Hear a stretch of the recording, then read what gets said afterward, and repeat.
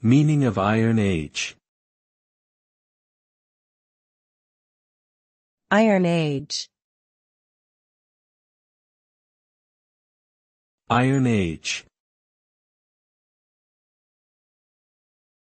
Iron Age. Iron Age. The Iron Age is a period in human history that occurred after the Bronze Age, marked by the widespread use of iron tools and weapons.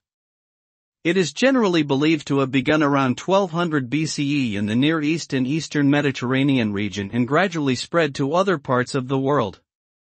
The Iron Age is characterized by the development of new technologies, the rise of complex societies, and the emergence of new political and economic systems.